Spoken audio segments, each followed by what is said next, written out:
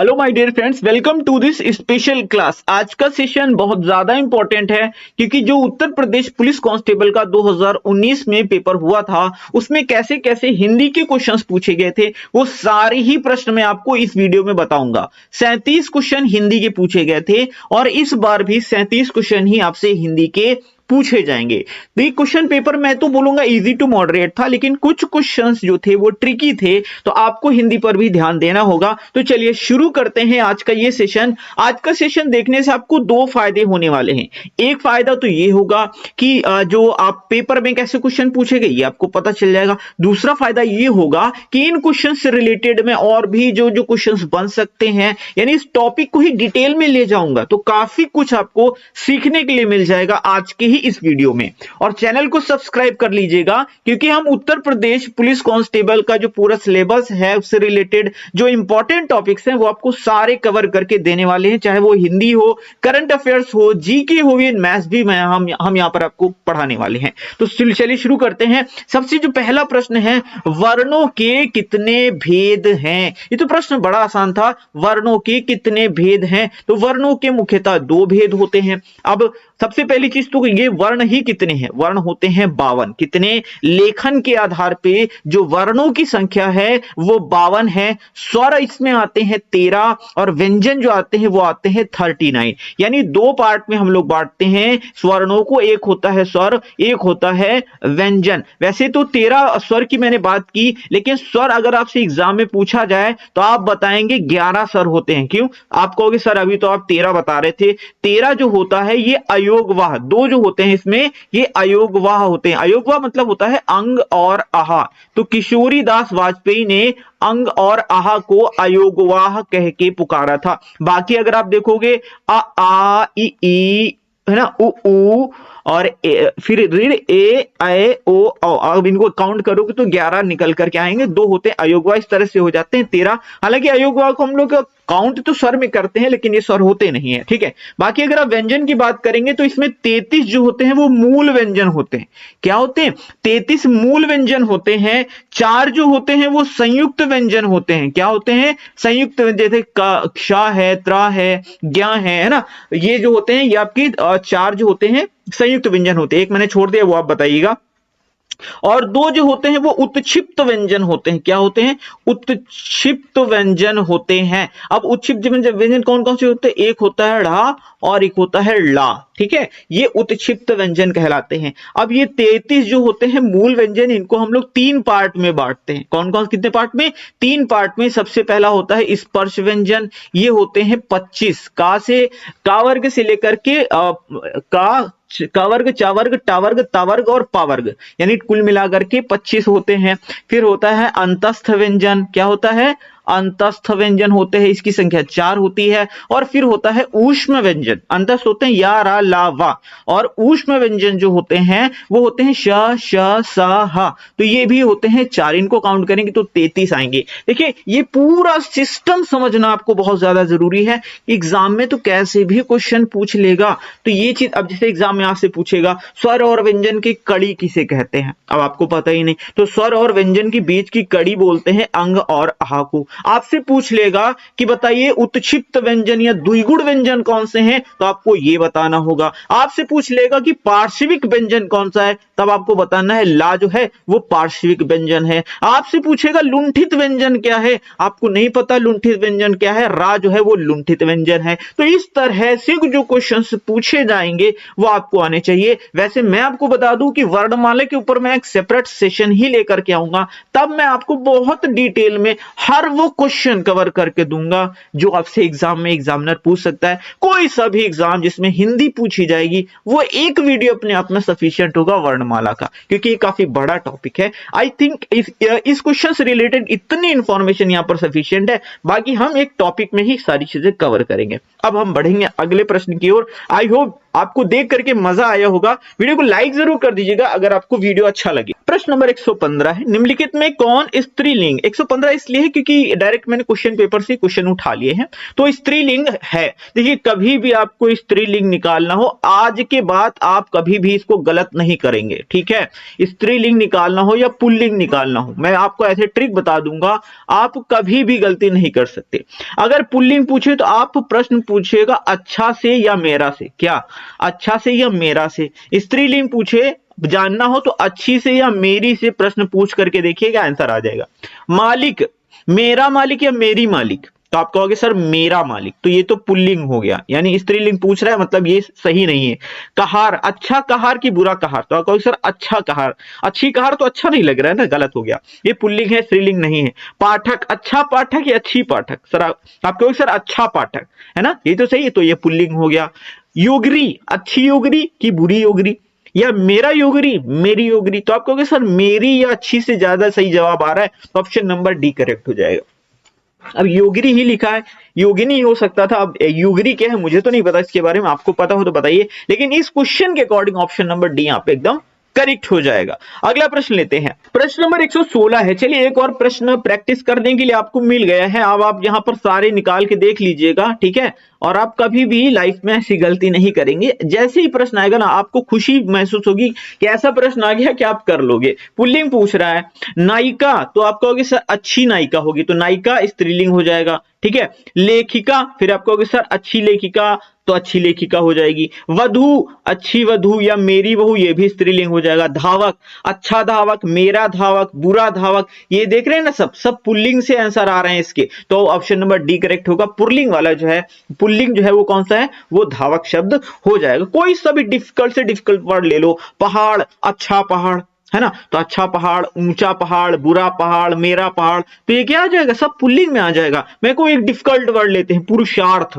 क्या पुरुषार्थ, आप कहोगे सर ये स्त्रीलिंग है कि पुल्लिंग है, आप कहो मेरी पुरुषार्थ, आप कहोगे सर ये क्या बोल रहे हैं, एकदम सही नहीं आ रहा, आप कहोगे मेरा पुरुषार्थ, तो पुल्लिंग शब्द आ जाएगा। पुरुषार्थ क्या है, पुल्लिंग शब्द, जूता, चप्पल, जलेबी, पेड़ पौधे, पक्षी, चिड़िया, कौवा, कुछ भी है, आप इसी ट्रिक से निकाल सकते हो। आप मेरी से क्वेश्चन कर सकते हो, अच्छी से क्वेश्चन कर सकते हो, बुरी से क्वेश्चन कर सकते हो, ये सारे जो होंगे स्त्रीलिंग के होंगे। और मेरा से आप क्वेश्चन करोगे तो ये पुल्लिंग निकलेगा, अच्छा से आप क्वेश्चन करोगे तो ये आपका क्या निकलेगा, पुल्लिंग निकलेगा, बुरा से आप प्रश्न करोगे तो पुल्लिंग निकलेगा। आई होप अब चीजें क्लियर हैं, स्त्रीलिंग पुल्लिंग अब कभी गलत मत करना।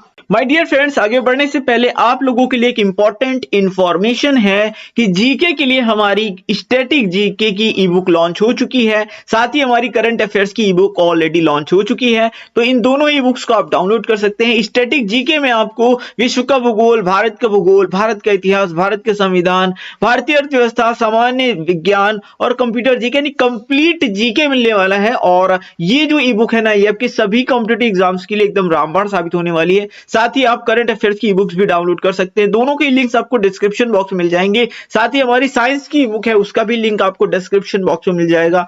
ये सारी ई बुक्स आपके एग्जाम्स में आपको बेहतर स्कोर करने में यकीनन हेल्प करने वाली हैं, तो अभी डाउनलोड करें, सारे लिंक्स आपको डिस्क्रिप्शन बॉक्स में मिल जाएंगे। बढ़ते हैं आगे, प्रश्न नंबर 117, शिक्षक का बहुवचन क्या होगा, क्या शिक्षकों होगा, शिक्षक, ये क्वेश्चन मैं गारंटी के साथ बोल सकता हूं 90% लोगों ने इसको गलत किया होगा। बहुत सारे लोग ये वाला ऑप्शन टिक करके आए हैं, लेकिन अनफॉर्चुनेटली ये वाला गलत होगा। शिक्षक का बहुवचन शिक्षक ही होगा, है ना, कर गए ना गलती, खा गए ना धोखा, ऑप्शन नंबर बी करेक्ट होगा। जैसे कि मैं कहूं यहां पर बहुत से शिक्षक बैठे हैं, कई शिक्षक विद्यालय में उपस्थित हैं। अब ये तो नहीं कहोगे ना कई शिक्षकों विद्यालय में उपस्थित हैं, कई शिक्षकों विद्यालय में आए हैं, नहीं बोल सकते ना, तो आप क्या बोलोगे, कई शिक्षक विद्यालय में उपस्थित हैं। तो शिक्षक तो अपने आप में ही बहुवचन है, तो एक वचन बहुवचन दोनों ही ये सेम है, ऑप्शन नंबर बी करेक्ट होगा, डी वाला करेक्ट नहीं होगा।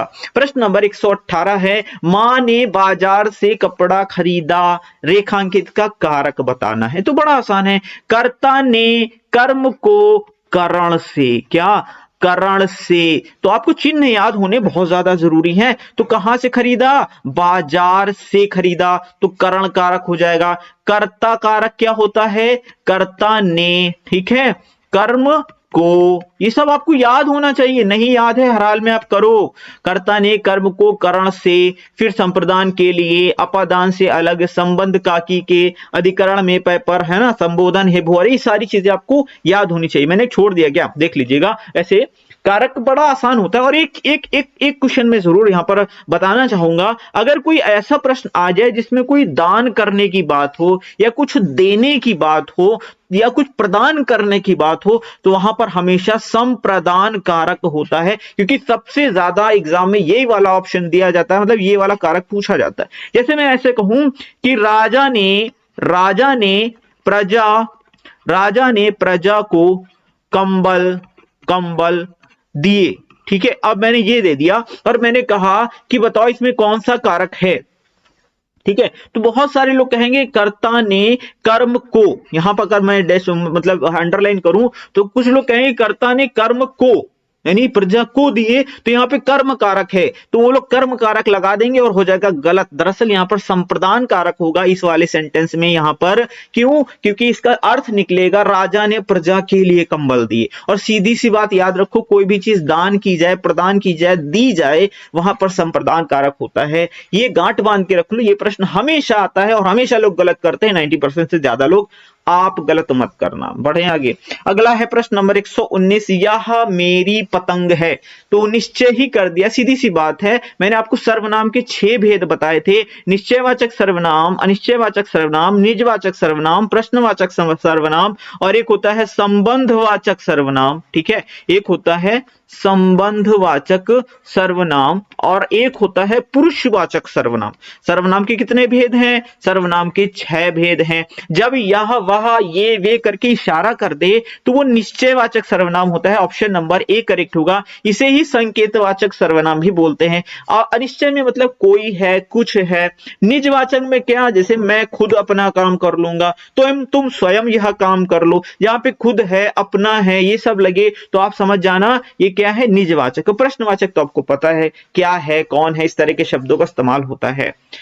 अगला प्रश्न 120, समझदार शब्द विशेषण का कौन सा भेद है? जैसे समझदार व्यक्ति हमेशा सोच समझकर फैसला लेते हैं, तो सार्वनामिक तो होने से रहा, संख्या की कोई बात ही नहीं है, परिणाम भी नहीं है, तो यहां पर गुणवाचक विशेषण हो जाएगा। यानी समझदार गुणवाचक विशेषण का एक भाग है। मैंने आपको विशेषण के 4 पार्ट बताए थे। देखिए दरअसल मैं ऑलरेडी कुछ टॉपिक्स बता चुका हूं, पढ़ा चुका हूं, इसलिए मैं कह रहा हूं मैंने आपको पहले बताए थे। मैं आपको सीधे से याद करवाता हूं। विशेषण के 4 पार्ट होते हैं, जीएसपीएस। आपको सर ये क्या है? गुणवाचक विशेषण, सार्वनामिक विशेषण, परिमाणवाचक विशेषण और संख्यावाचक विशेषण। तो 4 पार्ट होते हैं विशेषण के। गुणवाचक विशेषण है सर समझदार। 121, चर्चा शब्द से बना विशेषण क्या है? आज मैं आपको ऐसा टेक्निक बता दूंगा, लाइफ में कभी भी आप विशेषण को पहचानने में गलती नहीं करोगे, ठीक है। सुनो, अगर कोई भी शब्द विशेषण होगा, क्या, अगर कोई भी शब्द विशेषण होगा, उसके जस्ट आगे अपने मन से एक विशेष लगा देना। क्या लगा देना? विशेष। आप कहोगे सर ये क्या होता है? तो देखो, आप एक संज्ञा शब्द लगा देना। क्या? कोई सा संज्ञा शब्द लगा देना। जैसे इन्होंने कहा चर्चा से विशेषण क्या बनेगा, तो हम इसके आगे एक संज्ञा लगाते हैं, ठीक है। जैसे चर्चाएं, संज्ञा मतलब व्यक्ति कोई से, मान लो व्यक्ति जो है एक संज्ञा है, ठीक है। कोई सभी व्यक्ति लगा लो, आदमी लगा लो, मनुष्य लगा लो, लड़का लगा लो, कुछ भी लगाना, ठीक है। तो चर्चाएं व्यक्ति, आपको लगा कि ये सही है? आप कहोगे सर ये तो बिल्कुल गलत है। मैं कहूंगा ये भी गलत है। मैंने कहा चर्चा व्यक्ति, आप कहोगे सर ये भी गलत है, एकदम गलत है। चर्चित व्यक्ति, आप कहोगे सर ये तो एकदम सटीक बैठ गया, सर ये क्या कर दिया आपने, तो एकदम सटीक बैठ गया। तो मैं कहूंगा बस यही आपका जवाब है। क्या समझे? यानी विशेषण के जस्ट आगे एक आपको लगाना है विशेष। अब मैं यहां पर व्यक्ति लगाऊं, मैं किताब लगाऊं चर्चित किताब, मैं यहां पर मूवी लगा दूं चर्चित मूवी, मैं यहां पर हीरो लगा दूं चर्चित हीरो, मैंने यहां पर व्यक्ति लगा दिया चर्चित व्यक्ति, मैं यहां महापुरुष लगा दूं, है ना। ये सब क्या है? संज्ञाएं ही है, संज्ञा ही विशेष होती है। तो मैंने यहां पर लगाया और एकदम सटीक बैठ गया, वही हमारा विशेषण हो जाता है। अब ये एक टेक्निक है, आप पहचान सकते हो, वरना ऐसे बहुत सारे शब्द आएंगे। जैसे मैंने कहा लघु, मैंने कहा लघु, मैंने कहा लाघव, मैंने कहा लघुत्व, है ना, मैंने कहा लघुता। अब बताओ इसमें से कौन सा विशेषण है? लगाओ, दिमाग लगाओ, इसमें से एक क्वेश्चन आया हुआ है, प्रीवियस ईयर है, बताओ कौन सा विशेषण है? क्या लाघव आदमी होगा? मान लो पेड़ ले लेते हैं, लाघव पेड़, लघुत्व पेड़, लघुता पेड़ या लघु पेड़। लघु पेड़ बैठेगा ना तो लघु हमारा विशेषण होगा, ये हमारे विशेषण नहीं होंगे। ये मैंने आपको टेक्निक बताई है विशेषण पहचानने की। ऐसे में बहुत सारी चीजें आपको बताने वाला हूं डिफरेंट टॉपिक्स में या डिफरेंट प्रैक्टिस सेट में, डिफरेंट क्वेश्चंस में, हिंदी में आपके मैं 100% नंबर आपको दिलवा दूंगा। बस आपको लगातार वीडियोस को देखते रहना है, सीखते रहना है। सीखना जरूरी है वरना फिर कोई नहीं दिलवा सकता आपको। धातु कहते हैं, धातु का मतलब होता है मूल क्रिया। क्या होता है? सीधी सी बात याद रखो, धातु का मतलब होता है मूल क्रिया। जैसे मैं कहूं लिखना, ठीक है, मैंने कहा लिखना, लिखने वाला, लिखावट, तो इसका जो मूल जो क्रिया है वो है लिख। वो क्या है? लिख है। मैंने कहा पढ़ना, पढ़ना का जो मूल क्रिया है, मूल धातु जो है वो हो जाएगा पढ़। ठीक है, तो ये क्या है? धातु क्या होती है? मूल क्रिया के मूल रूप। तो ऑप्शन नंबर यही करेक्ट हो गया, बाकी छोड़ो, पढ़ने की जरूरत नहीं है। क्रिया के मूल रूप को हम लोग धातु कहते हैं। प्रश्न नंबर 123 है, भूतकाल के कितने भेद हैं? आप कहोगे सर ये क्या क्वेश्चन आ गया, हमें तो पल्ले ना पड़े, ये क्या है भाई? सर आप, हमने तो 3 ही पढ़ा है, वर्तमान काल, भूतकाल, भविष्य काल, आप तो भूतकाल के भेद पूछ रहे हो। हाँ भैया, ये प्रश्न पूछा गया। अब आप बताओ कि ये थोड़ा सा मॉडरेट लेवल का क्वेश्चन है, कौन इसको कर पाएगा?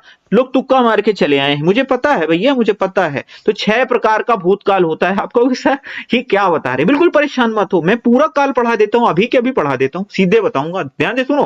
काल के 3 प्रकार होते हैं, वर्तमान काल, भूतकाल, भविष्यत काल। ठीक है, वर्तमान काल के 5 भाग हैं, भूतकाल के 6 भाग हैं, भविष्यत काल के 3 भाग हैं। तीनों के मैं पूरा अभी कवर करके देता हूं आपको, ध्यान से सुनो।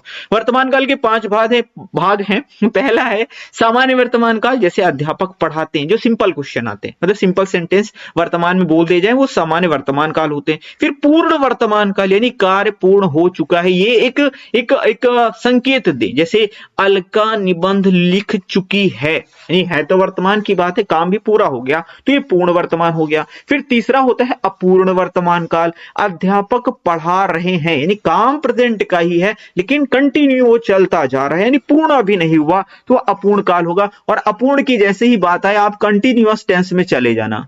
ठीक है, कंटिन्यूअस टेंस में चले जाना, सीधी सी बात है। प्रेजेंट की बात करें तो प्रेजेंट कॉन्टिन्यूअस, और पास्ट में अगर अपूर्ण भूतकाल की बात करें तो पास्ट कॉन्टिन्यूअस में चले जाना। समझ रहे हो ना मेरी बात?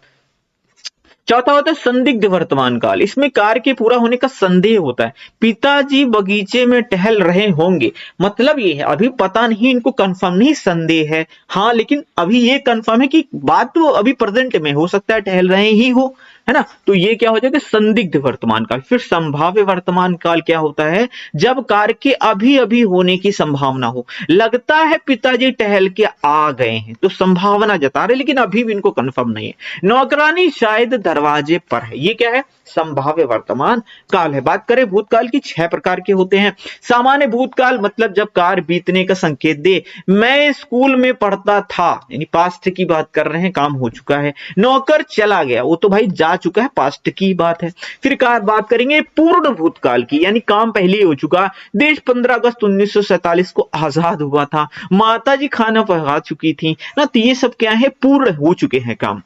अपूर्ण क्या होगा? फिर कंटिन्यूअस की मैंने बात कही थी, वो आप याद रखिएगा, अध्यापक कक्षा में पढ़ा रहे थे, यह अपूर्ण भूतकाल हो जाएगा।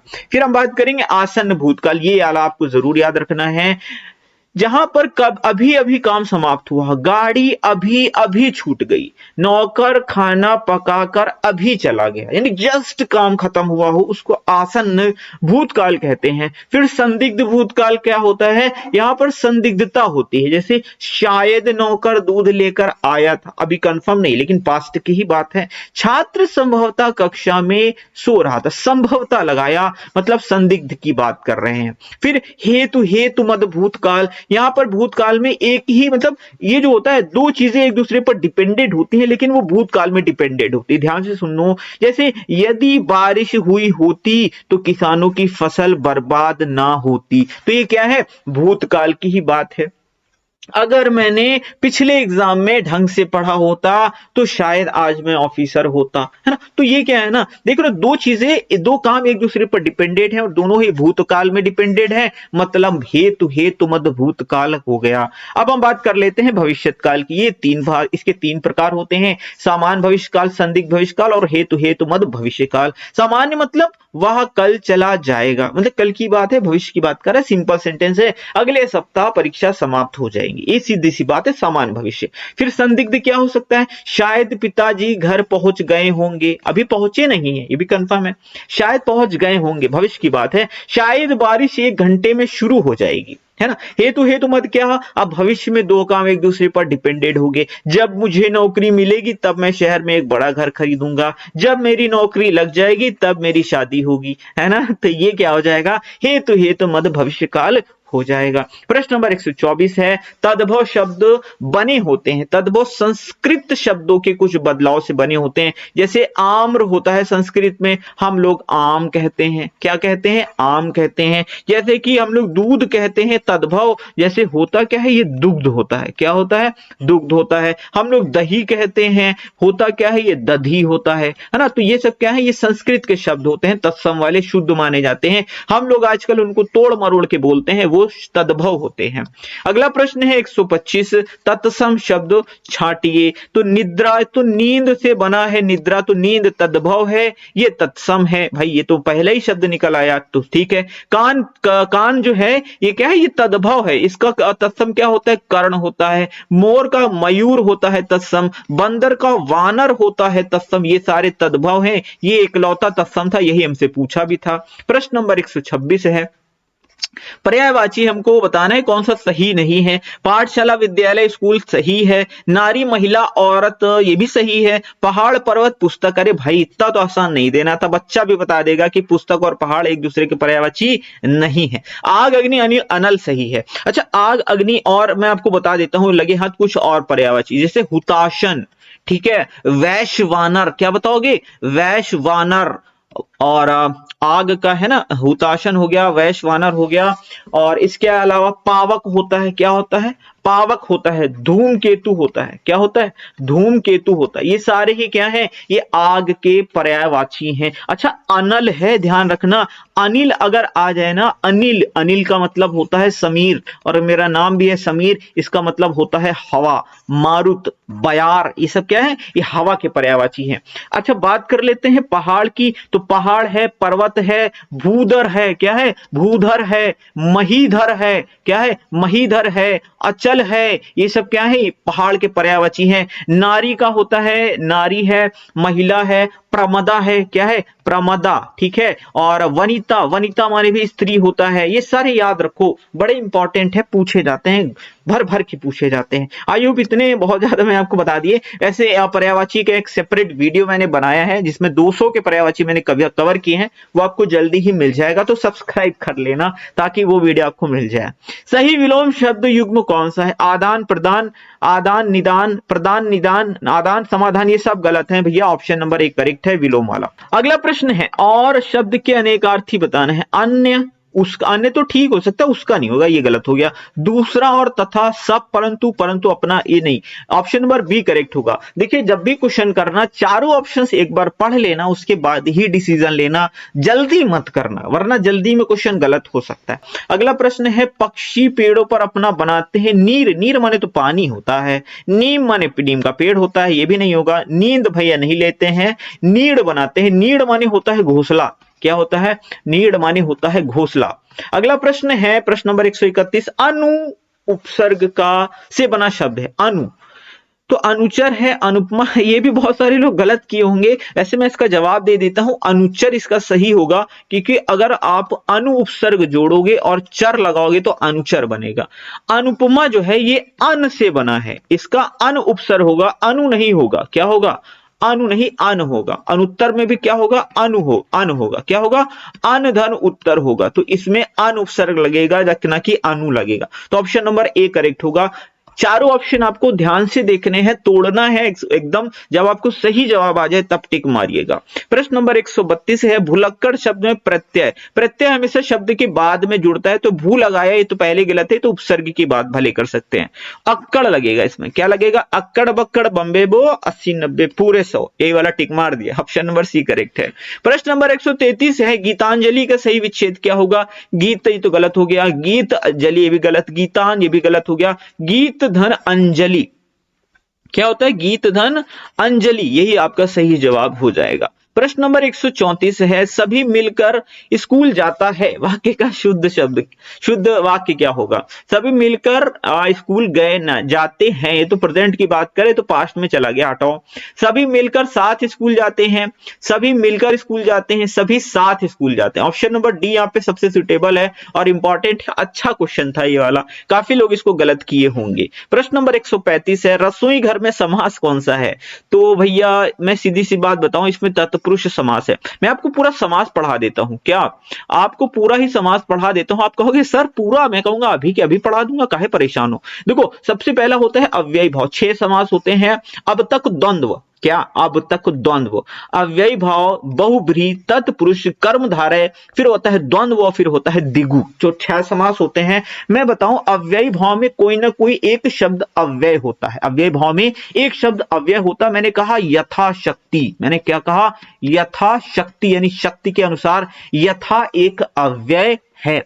तो और ये हो गया। यथा से आप देखो और भी शब्द, जब भी अव्ययी भाव समास आएगा उसका जो अव्यय निकलेगा ना, उससे आप और भी अन्य शब्द बना पाओगे। जैसे यथा से यथाशक्ति, यथा के आगे भक्ति लगाओगे, यथा भक्ति बन जाएगा। तो इस तरह से आप पहचान लोगे कि कौन सा अव्ययी भाव समास है। बहुब्रीहि समास क्या होता है? जिसमें कोई बोले कुछ और, जैसे ही विच्छेद करोगे अर्थ कुछ और ही दे देगा। मैंने कहा नीलकंठ, मैंने कहा नीलकंठ, जैसे आप तोड़ोगे जिसका है कंठ नीला या जिसका नीला कंठ है, कौन? शिव जी। मतलब अर्थ तो नीलकंठ शब्द लिखा है, जैसे ही विच्छेद किया अर्थ कहीं और चला गया। मैंने कहा लंबोदर, जैसे ही विच्छेद करोगे लंबा है उदर जिसका, जिसका पेट लंबा है। अब पढ़ने में तो नहीं आ रहा है, लेकिन जैसे ही अर्थ आप ध्यान लगाओगे तो आपको पता चलेगा कि गणेश जी की बात हो रही है ना। चक्रपाणी, जिसके हाथ में चक्र है ना, ये कौन? तो विष्णु जी। तो ये सब क्या है? बहुब्रीहि समास। फिर आता है तत्पुरुष समास।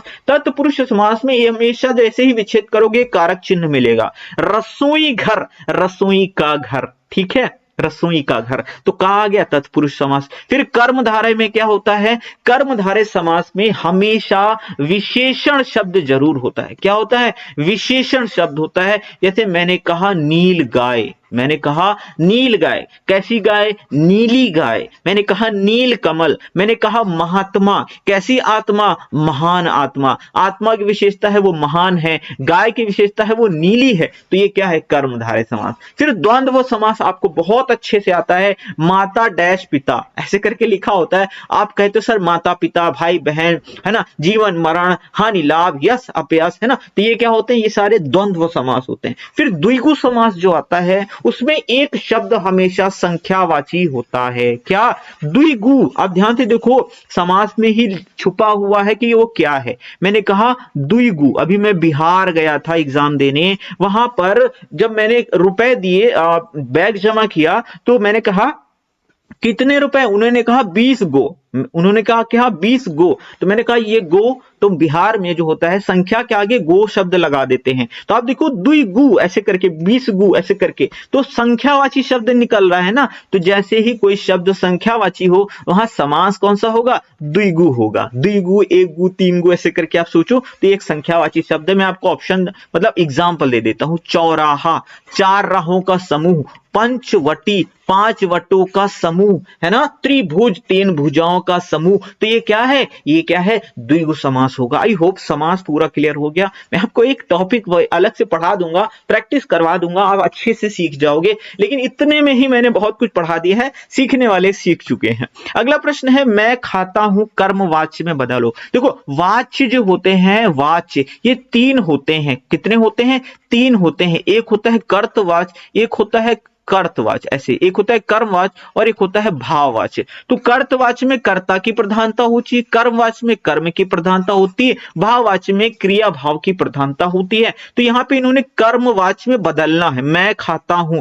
ये ना एक्टिव और पैसिव वॉइस होता है, इंग्लिश में इसको एक्टिव बोलते हैं और ये एक वाला पैसिव वॉइस होता है। इस तरह से आप समझ लो, ठीक है, आप समझ गए होगे। तो हमको पैसिव वॉइस में कन्वर्ट करना है। मैं खाता हूं तो मुझसे खाया जाता था तो नहीं होगा, टेंस हमेशा सेम होगा, तो ये गलत हो गया।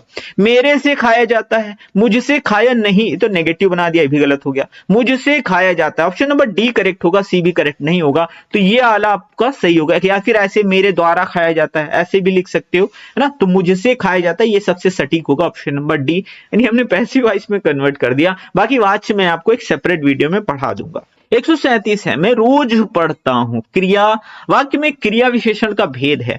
आप नहीं आता ना, बिल्कुल परेशान मत हो, डरो नहीं। सबसे पहले आप चारों ऑप्शन देखो, स्थान की बात कर रहा है क्या, मैं रोज पढ़ता हूं, इसमें कोई स्थान की बात नहीं की गई, तो गलत हो गया। काल की बात कर रहा है क्या, मैंने कब पढ़ता हूं, ये भी नहीं कहा। परिणाम की बात कर रहा, नहीं, ये भी नहीं कह रहा। मतलब क्या, ये रीतिवाचक क्रिया विशेषण, ऑप्शन नंबर बी करेक्ट हो जाएगा। प्रश्न नंबर 138 है, निम्न में योजक चिन्ह है, तो योजक चिन्ह है, ऑप्शन नंबर सी योजक चिन्ह है। ऐसे लगाते हैं, योजक चिन्ह ये होता है, ठीक है।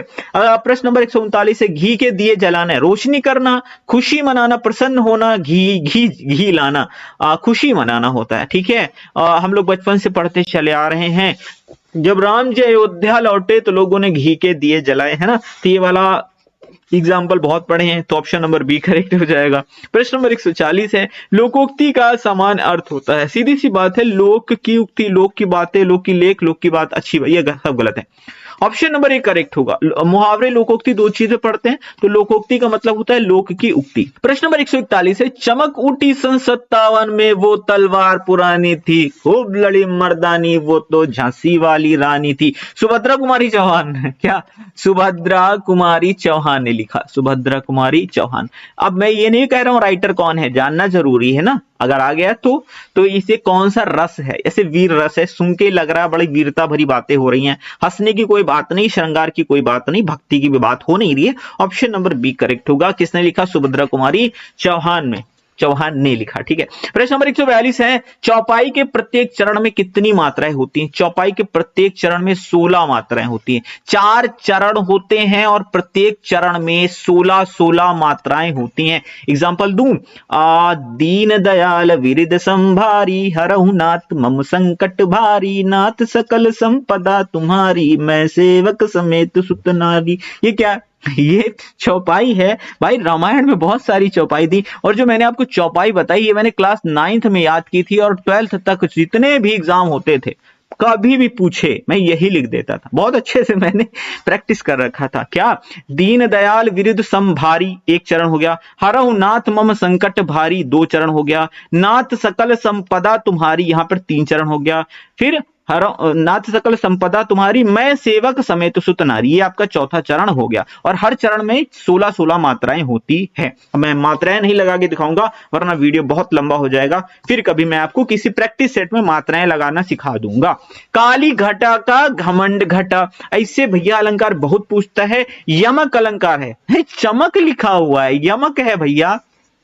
देखो, शब्दालंकार और अर्थालंकार 2 पार्ट में हम लोग अलंकार को बांटते हैं। शब्दालंकार में मुख्यतः 2 पूछता है, एक होता है अनुप्रास अलंकार। अनुप्रास क्या होता है, जब एक वर्ण की आवृत्ति बहुत बार हो, यानी 2 या 2 से अधिक बार हो। चारु चंद्र की चंचल किरणें खेल रही थी जल थल में, क्या, चारु चंद्र, चा बार बार आ रहा है। खड़क सिंह के खड़कने से खड़कती खिड़कियां, खिड़कियों के खड़कने से खड़कता है खड़क सिंह, खा बार बार आ रहा है, तो अनुप्रास अलंकार। फिर होता है यमक अलंकार, इसमें एक शब्द की आवृत्ति 2 या 2 से अधिक बार होती है और प्रत्येक का अर्थ भिन्न होता है, यानी पूरा पूरा शब्द रिपीट होता है। जैसे इन्होंने कहा काली घटा का घमंड घटा, तो ये काली घटा वो है जो घट मतलब जो छाती, घटा छाती है, और यहां घटने से क्या होता है, रेड्यूस होने की बात हो रही है, घमंड कम होने की बात हो रही है। जैसे एक एग्जांपल मैं और दूं, सारंग को सारंग कहे, क्या, सारंग को सारंग गहे सारंग पहुंचा आए, ना बोले तो प्रीति घटे बोले सारंग जाए। अब मैं आपको एग्जाम्पल का अर्थ बताता हूं। सारंग को सारंग गहे मतलब कि सांप को मोर ने पकड़ रखा है। सारंग पहुंचा आए, सारंग का अर्थ हो गया काली घटा यानी कि बादल। और वैसे ही जैसे ही मतलब सांप को मोर ने पकड़ा है और उसी वक्त बादल की घटा छा गई है। अब ये कहा जाता है कि मोर हमेशा घटाओं को देख के बोलता है। अब ना बोले तो प्रीति घटे, ना बोले तो प्रीति घटे। अब अगर नहीं बोल रहा है मोर, अब मोर ने सांप को पकड़ा है, अगर नहीं बोलेगा तो क्या होगा, उसका प्रेम कम हो जाएगा घटाओं के प्रति। बोले सारंग जाए, और बोल देगा तो उसके मुंह में जो सारंग है मतलब सांप है वो चला जाएगा। तो ये क्या हो गया, एक एग्जांपल। हरि बोले हरि ही सुने, हरि गए हरि के पास, हरि कूदे हरि में गए, हरि हो गए उदास। ये भी क्या है, यमक अलंकार। फिर होता है एक और होता है श्लेष अलंकार। इसका तीसरा भाग होता है श्लेष अलंकार। इसमें एक शब्द की आवृत्ति एक बार होती है लेकिन अर्थ अलग अलग होता है, और ये वाला कभी नहीं पूछा जाता है। जी हाँ, कभी नहीं पूछा जाता है। बहुत एग्जामिनर का मूड खराब हो तो दे देता है, अदरवाइज नहीं देता है। देता भी है तो सिर्फ एक का एग्जाम्पल देता है। चरण धरत चिंता करत चितवत चारहूं और सुवर्ण को खोजत फिरत। क्या, सुवर्ण को खोजत फिरत कवि व्यभिचारी चोर। अब यहाँ पे सुवर्ण शब्द एक बार आया है लेकिन अर्थ अलग अलग है। कवि सुवर्ण को खोज रहा है, व्यभिचारी भी सुवर्ण को खोज रहा है, और चोर भी सुवर्ण को खोज रहा है। कवि के लिए सुवर्ण का अर्थ है सुंदर सुंदर शब्द। व्यभिचारी का मतलब होता है कोई कुंवारा व्यक्ति, तो वो सुंदर स्वर्ण का मतलब है सुंदर स्त्री। फिर चोर का मतलब चोर भी ढूंढ रहा है सुवर्ण, चोर के लिए सुवर्ण का अर्थ है सोना। तो इस तरह से यहाँ पर श्लेष अलंकार होता है। फिर मैं आपसे कहूंगा मैं अलंकार का पूरा एक वीडियो बनाऊंगा, उसमें आपको सारे अलंकार भी पढ़ा दूंगा। ये सिर्फ मैं एक रिवीजन के पर्पज से आपको यहाँ पर सारी चीजें बता रहा हूं। उम्मीद करता हूं वीडियो आपको पसंद आ रहा हो। लाइक तो आपने कर ही दिया होगा, मुझे आप कहने की जरूरत नहीं है। अब 144 से 48 तक हम करते हैं गद्यांश, क्योंकि ये गद्यांश पूछा गया था। पहला काम है गद्यांश पढ़ लो, क्वेश्चन बड़े आसान आते हैं। विश्व में ऐसी कोई सभ्यता नहीं है जिसमें वनों के मूल को आंका न हो।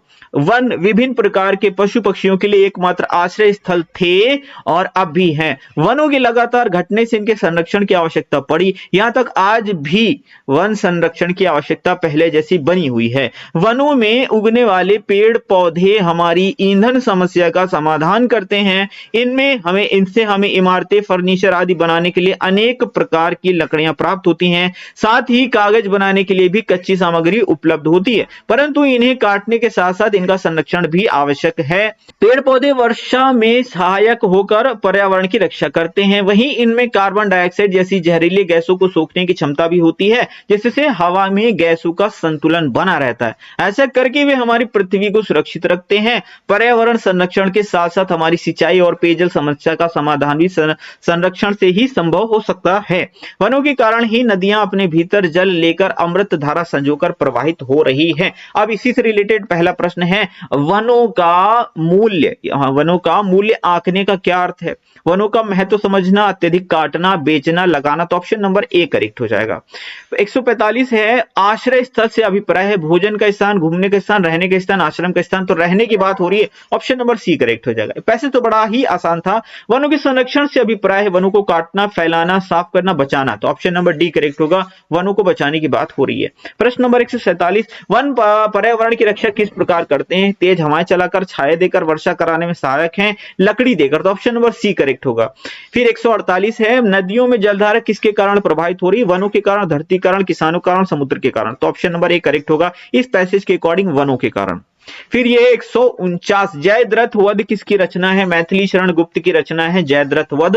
यानी रचनाओं से रिलेटेड प्रश्न भी बन रहे हैं। अतीत के चलचित्र महादेवी वर्मा कहां गए। ऑप्शन नंबर ए यहां पर करेक्ट हो जाएगा। तो ये थे सारे के सारे हिंदी के क्वेश्चंस।